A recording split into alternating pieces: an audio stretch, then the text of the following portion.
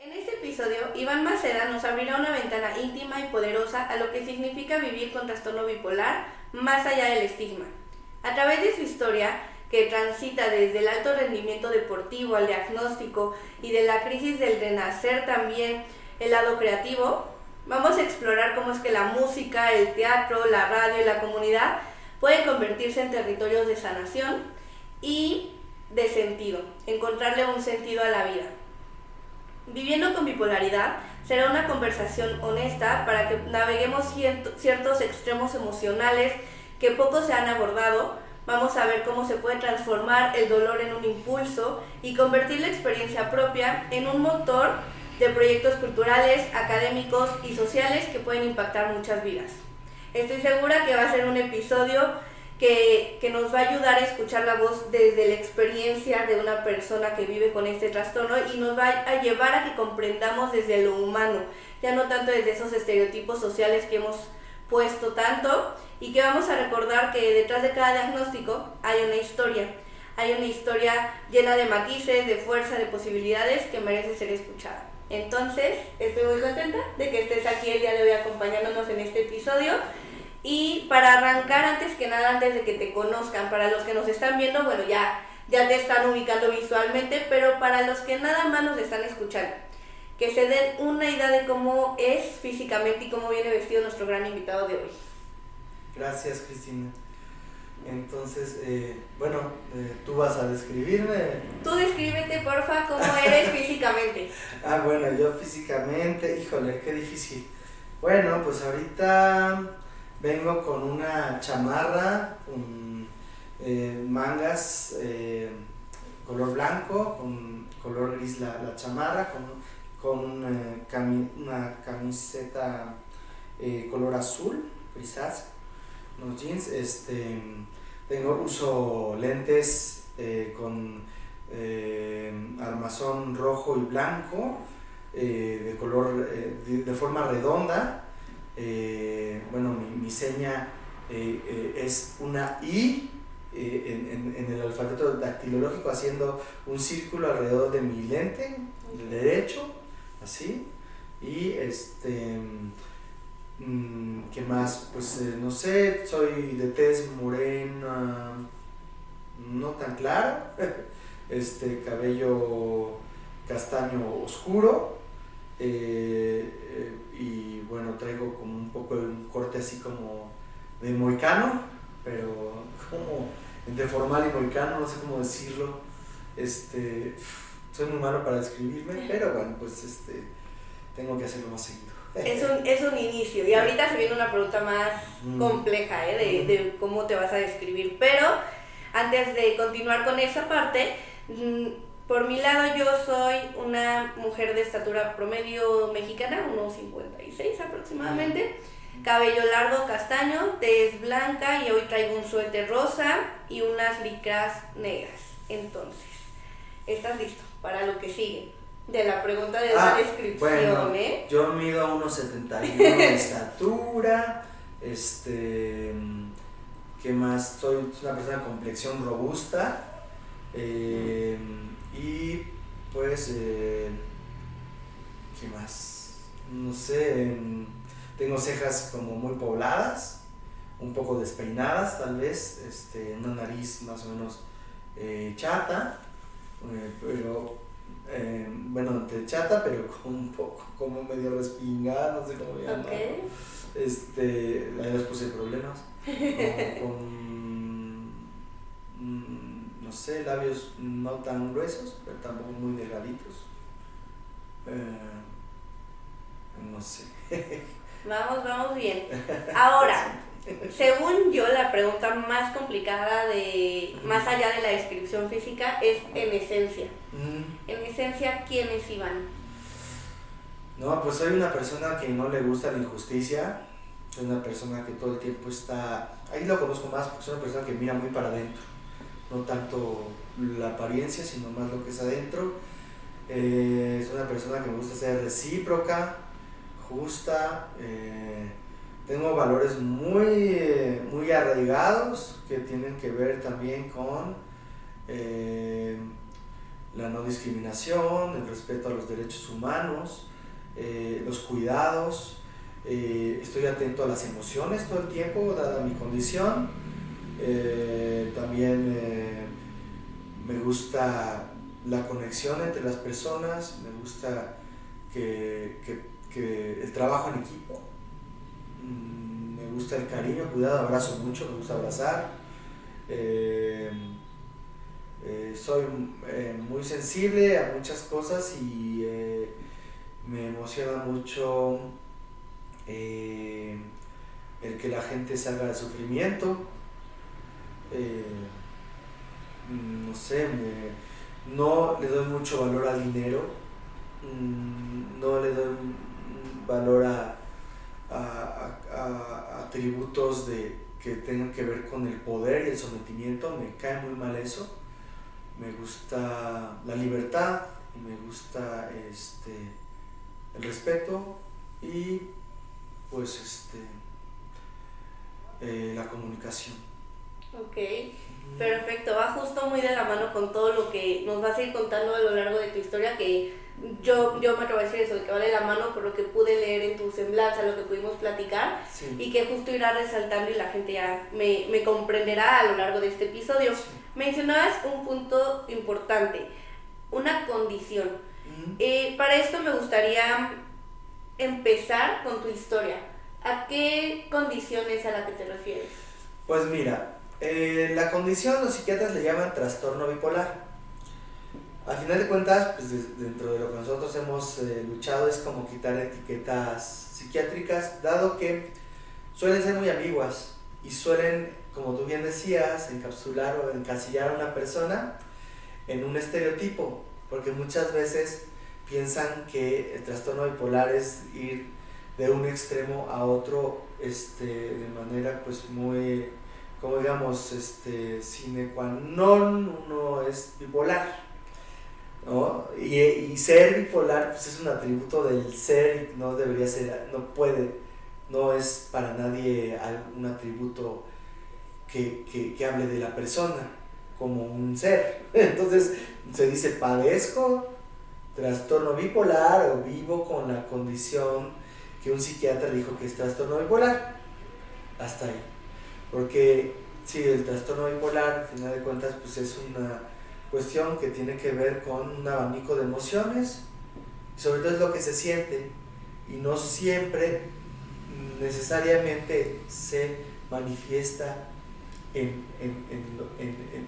manera material o visible ante los demás.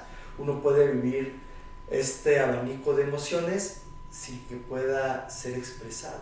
Hay mucha gente que vive esto y que no sabe cómo expresarlo y vive un infierno, ¿no? Sí, no, aparte de lo que vas diciendo de la parte emocional, creo que es todo un tema, ¿no? Y más como no quisiera de separarlo, pero sí es diferente, siento hasta cierto modo vivirlo como hombre a como lo puede llegar a vivir una mujer, por estos pensamientos que se han tenido de los hombres como expresan o deberían de, entre comillas, trato de hacer los dedos, ¿no? Del deber de expresar tal emoción, ¿no? Como sí, como no. ¿A qué edad fue que te diagnosticaron? Mi diagnóstico fue en el 2002, yo tenía 17 años y yo remaba en la selección mexicana de remo. Ok, que justo es a lo que iba la pregunta, o sea, ¿cómo fue que pasaste de estar en todo, entiendo de que era un subcampeonato? Ajá.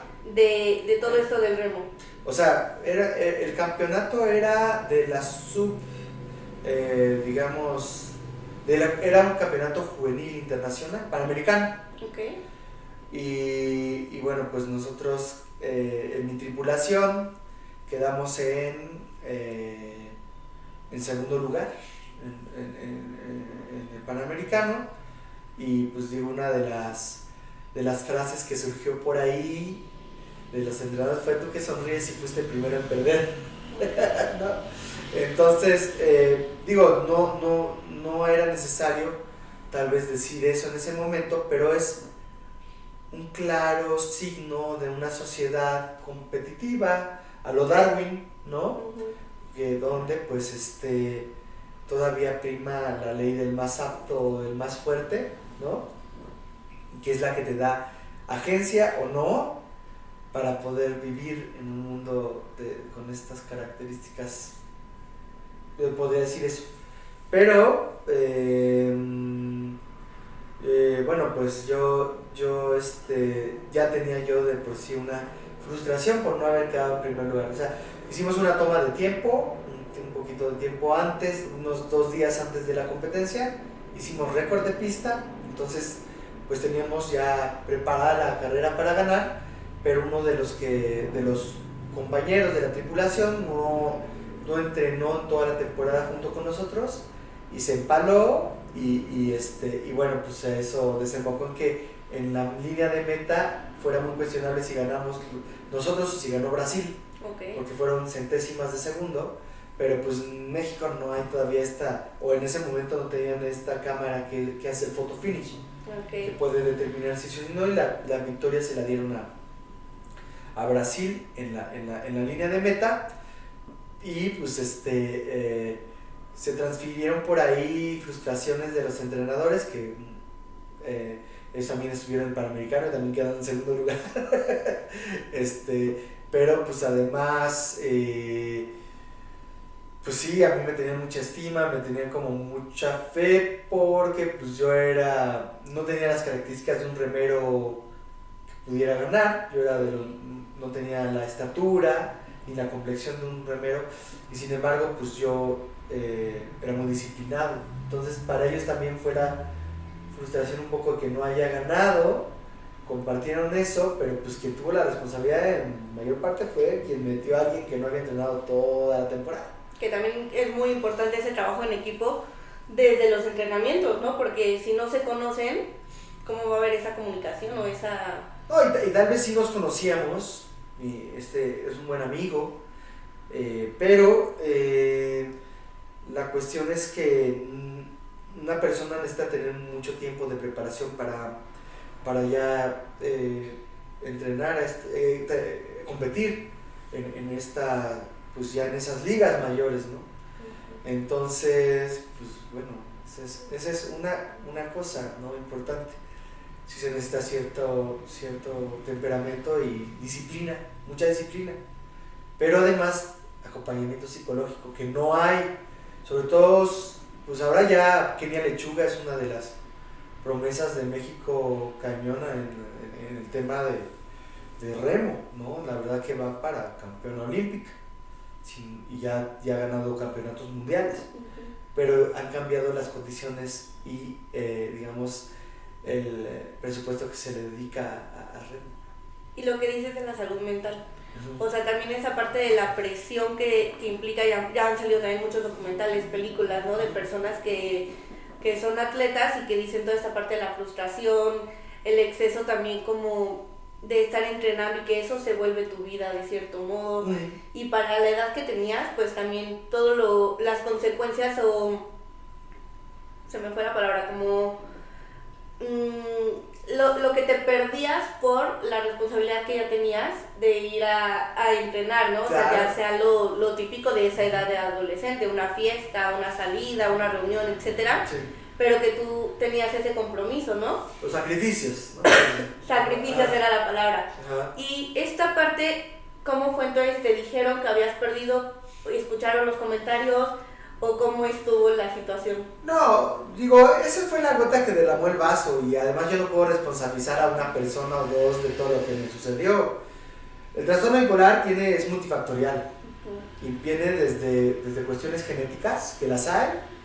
En mi familia, mi bisabuela más bien, murió en un manicomio debido a la guerra civil española, ¿no? Y estos luchas entre bandos, el fascista y el republicano, el rojo.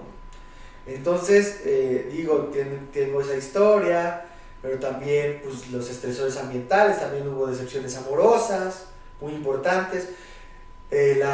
Tú sabes que la adolescencia es un momento de desequilibrios hormonales muy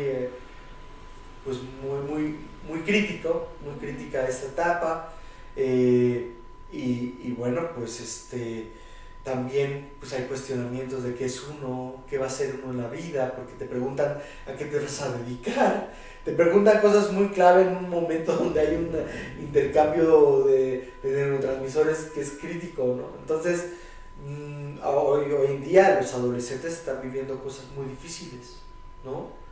Y pues imagínate en el marco de pasar pues a querer ser olímpico, ser un atleta de alto rendimiento, con lo que tú dices, que son sacrificios, que no vives la vida como muchos la viven pues digamos, viendo la tele, tranquilo, sí viviendo cosas difíciles, pero teniendo una responsabilidad ya diferente, ¿no? Me gusta que hayas mencionado esto de que es multifactorial, porque obviamente no quería dar a entender eso de que por ese suceso ya te diagnosticaron, pero como bien dijiste, fue la gota que derramó el vaso, fueron muchas cuestiones las que te hicieron, yo me imagino, como estar alerta de algo ocurre en mí y que eso te desató. Sí. Cuando acudiste a un médico psiquiatra para esa parte del diagnóstico y te dicen ya, y le ponen nombre a todo eso que te estaba sucediendo, ¿cómo recuerdas que fue tu reacción? ¿Qué sentiste? ¿Qué implicó para ti? No, bueno, es que hay personas a las que le dan diagnóstico y los desinflan, ¿no? Pero yo sí tuve yo estoy en contra de los diagnósticos psiquiátricos y muchas cosas de esas, pero mi experiencia sí fue de libro, ¿no? Y sí empecé a tener desde esta parte de megalomanía, de hablar con los animales, según yo, de controlar el clima, de ser Dios, ¿sí? De un montón de cosas, hasta ya la parte donde empieza a ser como incómodo, donde pues tienes delirio de persecución, tienes ideas delirantes, fuera de realidad también existe, cuando empiezas a tener como paranoia, incluso alucinaciones visuales auditivas, y entonces de repente empiezas a perder confianza también en tu entorno, pero también te cuestionas quién eres. Y entonces yo llegué ya al hospital psiquiátrico en un estado crítico, donde ya no hay un punto de retorno, o es muy difícil regresar, si no también sí, hay que decirlo, si no te medican o bajan tu parte química cerebral, y tal vez es como los cables en el cerebro, o sea, si de repente tienes una sobrecarga, pues tal vez que temprano se va a quemar algo ahí adentro, y también va a haber daños que pueden, si no se atajan en un cierto momento, pueden ser irreversibles y que también se manifiestan en las interacciones que tienes con el entorno. No hay que patologizar siempre el tema psicosocial, pero hay que saber tener una perspectiva más crítica, porque luego hay algunas iniciativas como, pues, no las voy a decir así como específicamente, pero que dicen el derecho a delirar.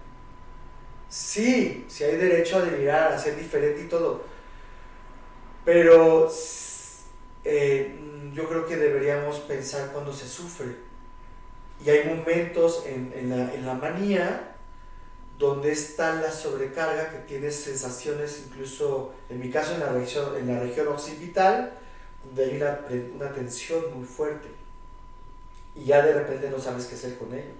Y yo sí tuve un intento, pues no una ideación suicida, y pues también el ya agarrar un cuchillo y querer o sea, cortar las venas o hacer algo así. Yo no lo hice, pero hay gente que sí lo hace.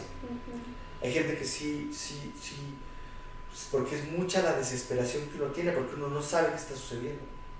Que aparte me gusta que hayas mencionado que la parte de que te supieran dar el medicamento, que aquí yo lo quiero más ampliar a qué importante es también verificar, si lo puedo decir así, con quién se está yendo de médicos para la salud mental, porque a mí se me hace un tema súper delicado el poder confiar en alguien, porque es como de los órganos que te van a regular tus conductas, tus pensamientos, y si te dan un mal medicamento, las consecuencias que eso puede llegar a tener está muy fuerte y poco se habla de eso también. Entonces, lo que mencionaste, acudir a un hospital que sabes que tiene como buen, pues sí, prestigio en el sentido de tal vez no socialmente que es costoso, porque no hay muchos públicos buenos en México, pero que sepas que sí tienen las herramientas necesarias para poder intervenir en eso que tú necesitas, ¿no? Porque, por ejemplo, en alguna crisis de ansiedad en el Seguro Social hubo una persona a la que le dieron un medicamento y ese medicamento, en vez de sí calmarle la crisis de ansiedad, le detonó y le alteró más la crisis. Entonces, sé que es algo también que puede depender la propia reacción del cuerpo de la persona, pero si tú ya te puedes un poco proteger y ayudar sabiendo a dónde vas a acudir, con quién vas a acudir y tener esa certeza, creo que es muy importante también mencionarlo, ¿no? Mira, Cristina, yo creo que hay buenos médicos y malos médicos en todos lados. En el Instituto Nacional de Psiquiatría, sin lugar a dudas, pues hubo una época en donde sí había gente sumamente preparada, donde se cuidaba mucho la formación y la calidad de la atención, ¿sí? Yo no quiero ser sesgado con mi comentario, pero creo que ha ido en detrimento por muchas cuestiones también educativas y también por la falta de, digamos, de apertura sobre otras perspectivas, ¿no? Pero a mí me gusta mucho un filósofo que se llama Ivan Illich, que habla sobre la sociedad desescolarizada.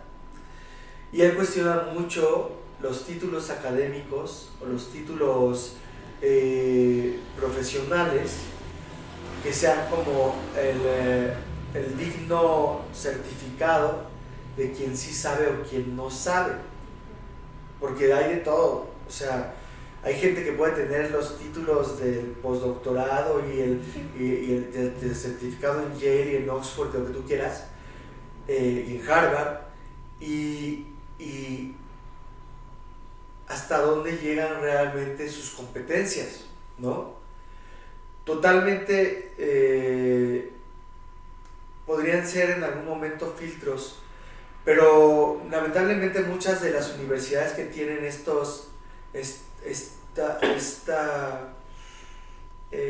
certificación se han vuelto mercantilistas y el mercado ha deshecho todo. O sea, este privilegio sobre el mercado, y lo estamos viviendo ahora, ascendió ahora Kast a Chile, al gobierno de Chile, por ejemplo, de la extrema derecha, y Milei en la derecha también extrema, y lo que ha pasado, la degradación de todas las conquistas que se han hecho en Argentina, y va muy de la mano. Tal vez puedes pensar que es algo como muy lejano de lo que estamos hablando, pero es lo que sucede también. Yo soy odontólogo, yo sé lo que ocurre con la salud bucal de mucha gente que va de dentista en dentista, y cuando lo más importante es sacar dinero, la calidad de lo que se trata va en detrimento. Y así pasa también en las instituciones de educación, donde te venden, donde se ha degradado el nivel educativo y se le ha degradado de manera premeditada para que después se vendan cursos y especializaciones en tal, en cual cosa. Así pasa en psicología, que te damos la terapia ericksoniana, que te damos todo lo que dan los Gestalt, lo que te da cognitivo-conductual, lo que y te venden toda una serie de herramientas, y lo que están haciendo realmente es partiendo y disminuyendo la capacidad humana, y incluso invisibilizan dispositivos que vienen desde la participación ciudadana, donde hay una riqueza tremenda. Que es justo, o sea, ahorita hice cara mientras decías lo de te venden más cursos, porque claro, antes la licenciatura bastaba, ahorita ya no basta una licenciatura, ya tienes que irte a una maestría, un doctorado y diplomados y seguir estudiando, etcétera, etcétera, porque como dices, aunque vivimos en una era donde la información es tan accesible, igual otra vez hago el de entre comillas, pues a la vez también caemos en mucha desinformación. Y también me hizo todo el sentido que dices, o sea, esto de la educación, obviamente quise dar el ejemplo de los hospitales, pero claro, puede haber un buen doctor o un mal doctor.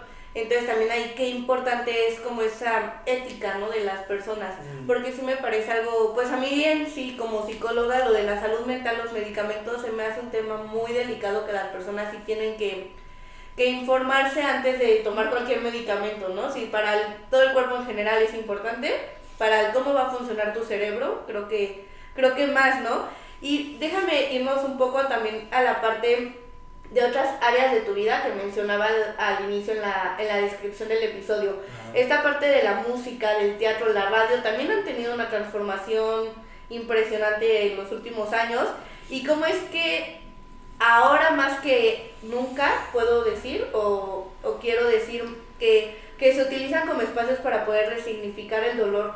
Ya hay mucho también arte terapia, musicoterapia, con animales, equinoterapia, etcétera. Entonces también ese espacio de pertenencia, encontrar una comunidad, etcétera. ¿Cómo fue que estas áreas se fueron involucrando en tu vida con este diagnóstico?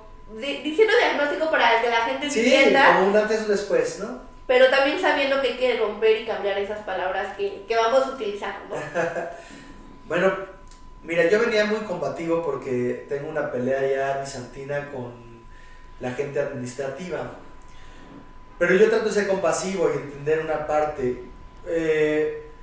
Cuando a la gente le quitan la posibilidad de crear, les cortan la creatividad, se está cayendo en un sistema que puede controlar muchas cosas. Quitarle a una persona la posibilidad de crear es meterla en un círculo de sufrimiento. Entonces, cuando una persona tiene que estar de sol a sol metido en una oficina, nada más haciendo números, tratando como de que cuadren cosas que uno dice, bueno, no sé si leíste El Principito, ¿no? Pero hay un planeta donde está el señor que cuenta y que hace cuentas y esa es su vida, ¿no? Entonces es muy triste. Entonces, si me voy un poco por las ramas con tu pregunta, más bien trato como de ir a la raíz. Hice un amigo que se llama Juan Guillermo Valenzuela Soto, que lo conocí en Moscú, en un encuentro de radios locas, que él es de Radio Diferencia, incluso ahora tenemos un proyecto binacional de 13 programas. Y estamos en el Museo de Arte Metropolitano, de arte contemporáneo de Moscú, en una sala llena de cuadros con flores, y hablábamos del dolor, y le preguntan, ¿qué es el dolor a todos? Y él dijo, el dolor que yo tengo es cuando tengo ganas de pintar, de crear, y no me lo permiten. Entonces, es eso principalmente. Entonces, ahora va tu pregunta directamente. Yo saliendo del psiquiátrico, digo, tengo mucho tiempo porque yo le dedicaba mucho tiempo al deporte. Entonces dije, ¿qué hago con todo ese tiempo? Y en la UAM Xochimilco conocí a mi primera banda de rock. Bueno, yo armé mi primera banda de rock. Conocí a mi maestro de bajo, Daniel González, que es un guitarrista excelente. Pero también ahí conocí a mi amigo Francisco Lozano. Y pues llamé a otro amigo con el que estudié odontología, y es baterista, y digo, vamos a armar nuestra primera banda de rock. Pero ahí yo hacía teatro. Entonces, poder expresar lo que tú tienes de dolor y de dónde surgen, del dolor también surge un impulso de crear. A veces el dolor no te deja reflexionar, pero a veces sales del dolor y dices, tengo que reflexionar qué me llevó al dolor. Y dentro de toda esa reflexión hay cosas que tú quieres esclarecer, cosas, te digo, ese sentido de empatía, de solidaridad. Tú no quieres que otra persona viva el dolor que tú viviste, y entonces tienes que poner en un escaparate las cosas que tú identificas que te generan dolor. Y cuando lo puedes poner de alguna forma poética, de una forma en sonidos, en ritmos, en colores, de todas las formas que tú quieras, y lo logras transmitir, pues uno de los afanes precisamente es, primero, entender de dónde surge tu dolor, y además hacer esa catarsis y liberarte y brindarte un mundo más vivible.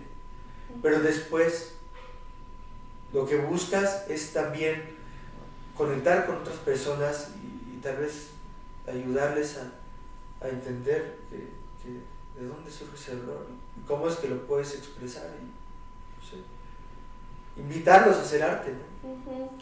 Mencionabas que cuando saliste del psiquiátrico, ahí ya no nos metimos tanto. ¿Estuviste entonces un tiempo internado? Sí, como casi 2 meses. Fue muy largo mi internamiento, el primero. Estaba internado 3 veces. Okay. Pero la primera vez, pues casi siempre lo asocian a que no, se estaba drogando, estaba en el alcohol. Es una tontería eso, ¿no? Puedes tener padecimientos psiquiátricos por muchas cosas. Pero después, pues sí fue la música, sí fue un poquito más por abuso de sustancias. Yo no puedo fumar mucho marihuana, por ejemplo. Entonces abusé un poco de eso y sí me llevó como un estado de paranoia. Y ya después pues se juntan ciertas condiciones, en la tercera pues ahí hubo una mezcla de todo un poco.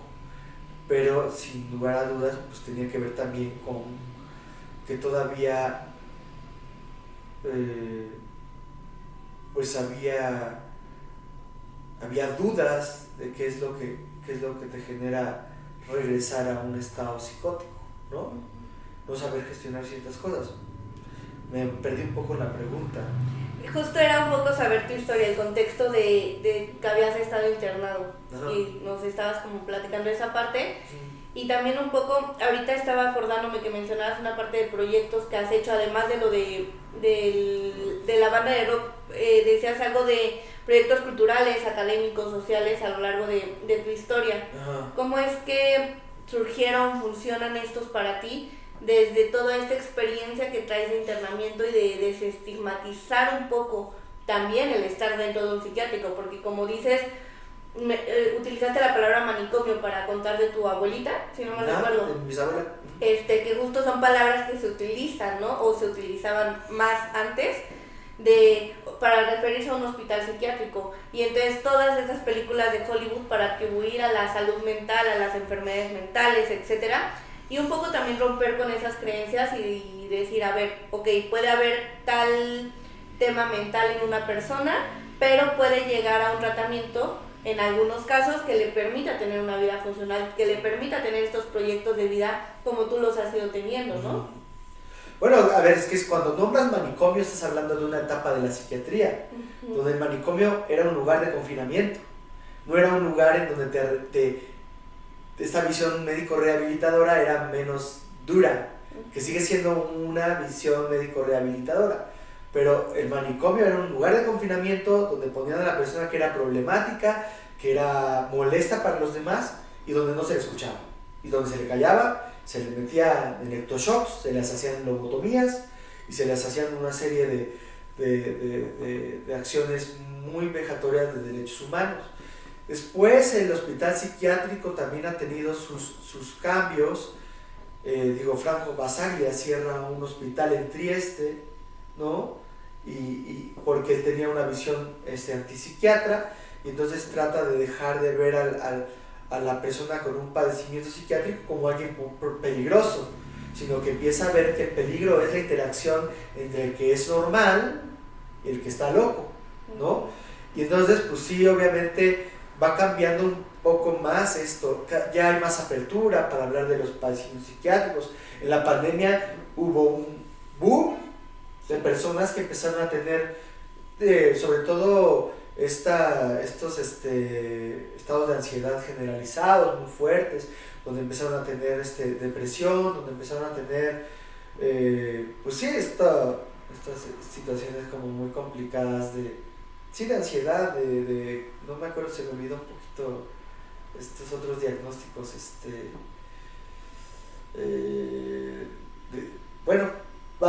sufrimiento psíquico, ¿no? A mí me hablaba Alfredo Oliviera de la Colifata cuando yo estaba en Mérida, y me decía, Iván, ¿qué va a pasar con esto? Le digo, se van a disparar los diagnósticos, el sufrimiento psíquico. Se van a disparar los diagnósticos psiquiátricos, mucha gente va a empezar a tener todo esto. Y dicho y hecho, o sea, no era, ¿por qué? Porque había encierro. Entonces la digna manifestación que el encierro no es la respuesta al tratamiento del sufrimiento psíquico, ¿no? Uh-huh. Que justo es lo que me imagino has buscado llevar a más lugares de conocimiento con estos proyectos que haces.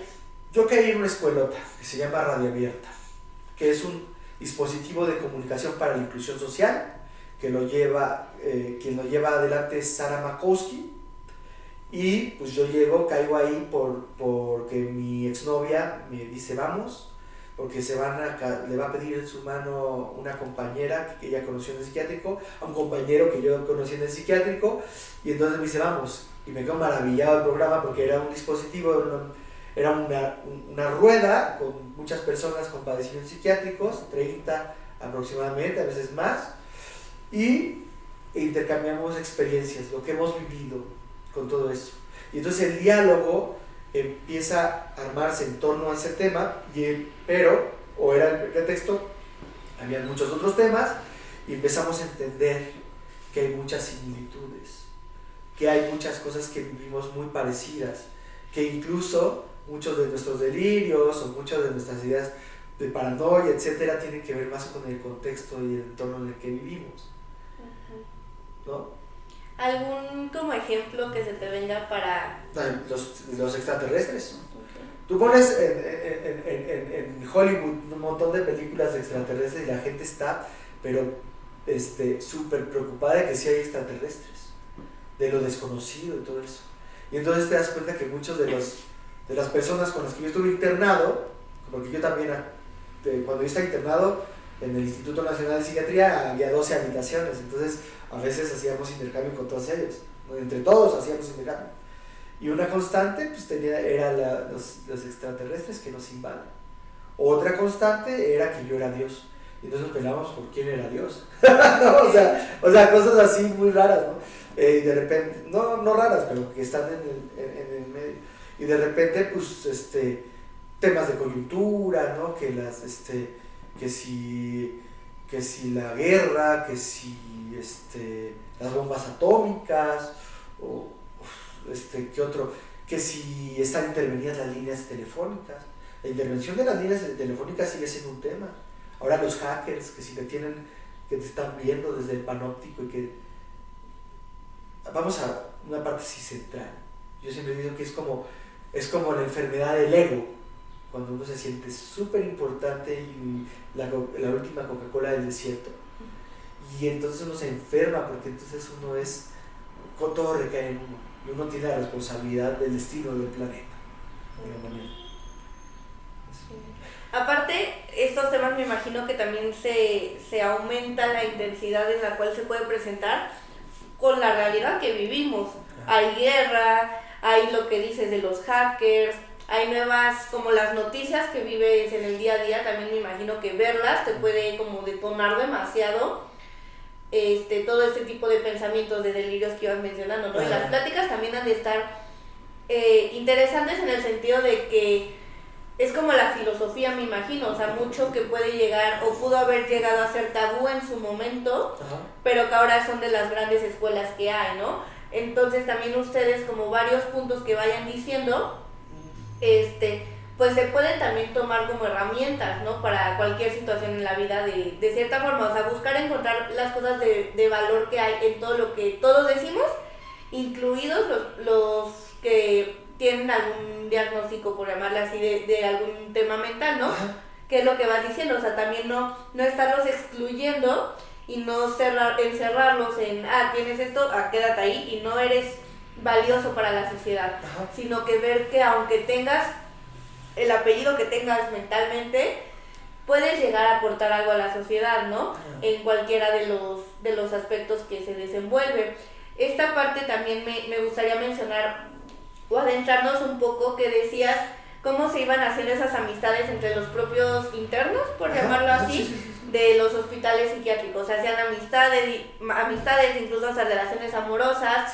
En término como que se ha usado mucho últimamente, una red de apoyo también, ¿no? ¿Qué importancia tuvo para ti poder Es que me imagino que es una cosa en la cual encuentras un sentido de pertenencia, de estar en una sociedad en la cual te señalan por decir tal cosa, pensar tal cosa, vestir de tal forma, actuar de tal forma, a llegar a un lugar donde están personas con similitudes a ti y puedes sentirte escuchado, no juzgado, etcétera. Entonces, ¿cómo funcionaba esa parte para el tratamiento, para el salir a la vida fuera del hospital? Es que a veces nuestra característica identitaria se vuelve la marginación. O sea, si te marginan es el punto donde tenemos un encuentro, lamentablemente. La realidad es que ¿quién es normal? O sea, esa es la verdad. ¿Qué es la normalidad? ¿Qué es la normalidad? ¿Qué estándares tiene que cubrir? ¿Cuántos lo cumplen? En realidad, ¿cuántos lo cumplen? Y el gran medio del asunto acá es el sufrimiento, yo creo, más que nada. Y el sufrimiento es lo que nos une en un momento dado y pues a dónde nos envían, ¿no? A ese no lugar, ¿no? Le llaman. Foucault, bueno, la nave de los locos, ¿no? Y los de acá pues, son los vecinos incómodos. Entonces es una de las similitudes que nos llenan de los, digamos, esos procesos identitarios. Pero cuando le escarbas muchísimo, pues te das cuenta que a cualquier persona le puede pasar en cualquier momento. Mejor hablar de cuáles son las dinámicas enfermantes de esta sociedad. Claro. ¿No? Porque el mismo acto de sobrevivencia es muy dañino, es muy lesivo, es ponerte en un momento de estrés continuo. ¿Hasta cuándo vamos a hablar del cortisol que puede generar un ambiente administrativo, por ejemplo? Que ahorita la traigo con los administrativos. Sí. Pero yo le platicaba con el profesor Javier de la Rosa, con el que todos los días convivimos muy a menudo y vamos platicando lo que yo venía para acá, y le digo: Javier, ¿cuántas personas dentro de un ámbito burocrático, en N cantidad de instituciones, han sido llevadas al psiquiátrico por estas interacciones violentas? Y muchas de esas interacciones violentas no son reconocidas como violentas. ¿Por qué? Porque hay gente que es muy hábil para decir: yo no fui, yo no hice nada. O a veces varias personas como engranadas entre ellas, ¿no? Lejos de meterse en un tema como paranoico, ¿no? Donde uno piensa que, porque también sucede, uno a veces ya ha sido tan apabullado por estas estructuras que por sí solas van generando nodos de sufrimiento. Pero ¿cuántas personas no han sido confinadas de manera injusta en el psiquiátrico porque pues, han recibido una violencia sistemática de todo eso? No, es que tiene que checar el numerito con este numerito, porque este numerito y quién sabe qué. Y de repente te das cuenta que es una cosa bien absurda, sumamente absurda, por la que uno se puede ir al psiquiátrico, ¿no? Entonces, si yo le decía: no, Javier, pues yo ahorita estoy tranquilo porque, digo, 3 años en el psiquiátrico, tantos años de Marqués y no saber mover el abanico, ¿no? Pues yo entiendo, ¿no? Pero hoy dije, dejo mis cosas, vengo a la entrevista porque tengo un compromiso con una persona que está poniéndole amor a lo que está haciendo, y no voy a dejar que 3 personas que quisieron verme cómo sufro mientras estoy haciendo trámites administrativos que les corresponden a ellos, voy a dejar que a mí me quiten mi vida y que me quiten la posibilidad de hablar de cosas que son importantes. Eso. Pero te digo desde una parte compasiva. Son personas que viven en una oficina haciendo números todo el tiempo y que ya su vida creativa está coartada. Porque son humanos también, ¿eh? Sí, no, y que lo que dices Ajá. también va muy de la mano con lo que ya comentábamos hace un momento de la educación. Yeah. O sea, mucho que ya no sea suficiente un título de licenciatura, de maestría, va cerrándole mucho las puertas a las personas que por X o por Y ya no pueden estudiar, ya sea por una situación económica, ya sea porque tuvieron hijos, ya sea por violencia y porque tienen que mantener a sus papás, lo que sea. Y entonces también por eso nos encontramos con tanta frustración en la sociedad, ¿no? Claro. Con tanta gente administrativa que hasta sales y dices, ay, si no te gusta tu trabajo no lo hagas. Pero desde qué privilegio también está dicho eso, ¿no? Porque pues como dices, o sea, están enclaustrados, que la realidad de sus vidas los está llevando a eso, y que qué importante es también esta parte que vas mencionando, que nos lleva un poco hacia pláticas que se pueden indagar más adelante o en otros episodios filosóficas, ¿no? De estos cuestionamientos de la vida, para realmente saber hacia dónde quieres orientar tú. ¿Quieres haber liberado ese trámite y entonces tu día haberlo enfocado en ese trámite, o mejor haber hecho algo que te dio felicidad, que te dio paz, que espero tener paz en esta entrevista, ¿no? Pero o sea, tú eliges hacia dónde quieres, o sea, como llevar, pues eliges tus batallas también. Estamos creando. Esto es un proceso creativo, que es un diálogo, pero estamos creando en un lienzo o en una escultura que no está hecha de material sólido, está hecho de palabras, pero es una forma de decir, sabemos cuál es el dolor de muchas personas, porque el sentido, seguramente esta entrevista tenía como pensado ser de otra manera, sí, que se hablara de otra manera, pero seguimos hablando de un acto creativo y seguimos hablando de la importancia de la creatividad en la música. Digo, ya si quieren conocer mi música, pues pueden conocerla en un canal que hice que se llama El Loco de la Habitación número 10, donde tengo todas las rolas que yo he hecho con todas las bandas que he tenido, y cada una tiene una forma diferente. Pero también me gusta mucho escribir, entonces yo escribo un montón y tengo muchas etapas en mi escritura. Y ahorita te digo, estoy tratando de terminar un libro que se llama El Loco de la Habitación número 10. Y hablo de mi vivencia, pero también tiene una parte donde se plasma la parte del arte, primero la musical y la última parte la poesía. Ok. ¿Por qué ese nombre de Loco de la Habitación número 10? Porque las 3 veces que me internaron estuve en la habitación número 10.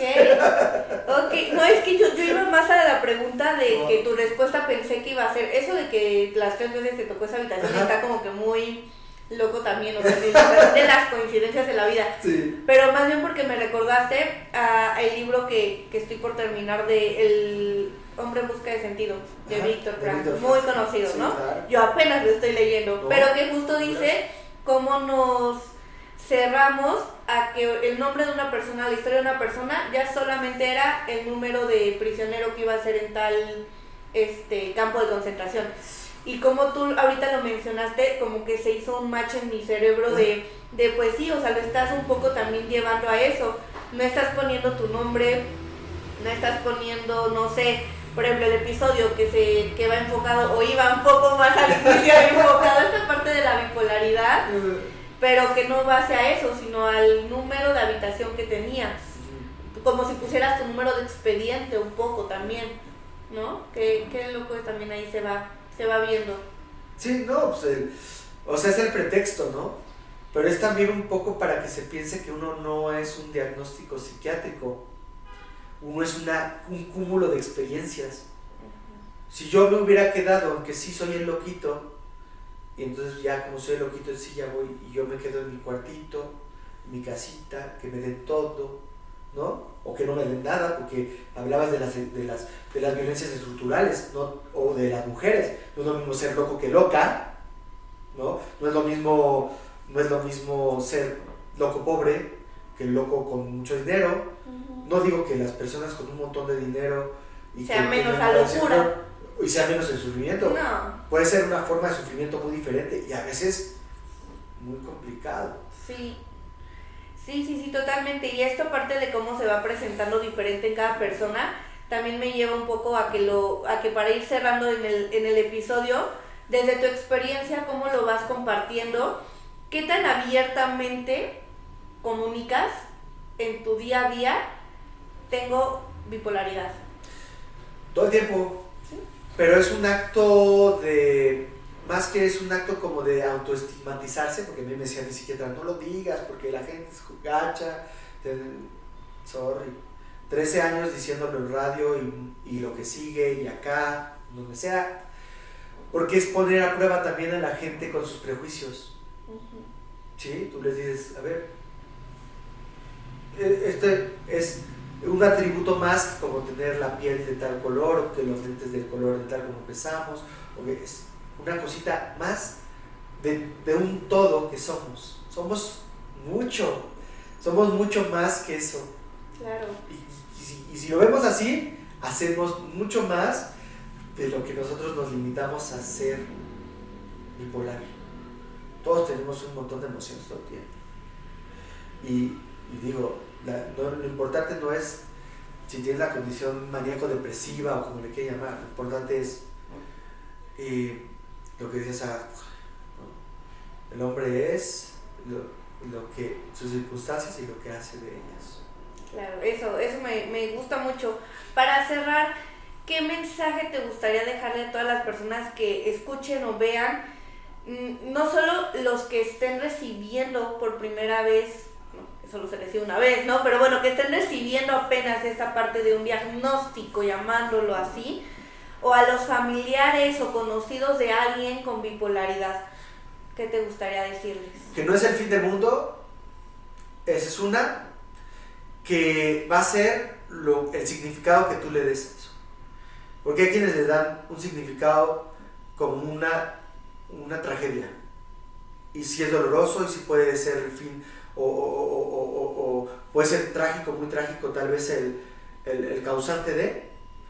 Pero si tú lo ves como una forma de vivir diferente, y le das el significado como de una nueva aventura, por decirlo de esa manera, te puede llevar a Uruguay, a Moscú, te puede llevar a entrevistas con personas que están haciendo un trabajo importante en comunicación, te puede llevar a una universidad a hacer investigaciones interinstitucionales, te puede llevar a hacer música con 25 bandas de rock diferentes, te puede llevar a escribir un libro, te puede llevar a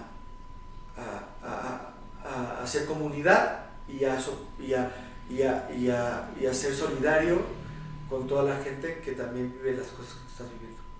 Me gusta. Muchas gracias por compartirnos esto, por compartir cómo es que impacta en tu historia todo lo que has ido haciendo, para que las demás personas también se den una idea de qué pueden hacer, ¿no? Si se sienten estancados o que no saben qué rumbo tomar, que sepan que hay un abanico de posibilidades de qué hacer, ¿no? Que un diagnóstico, como mencioné al inicio, no los va se me fue la palabra, no los va a definir, no va a definir la historia que van a tener o la vida que vayan a tener, ¿no? Entonces, me gustaría que se quedaran con eso. Muchas gracias por haber venido, por estar aquí en este episodio.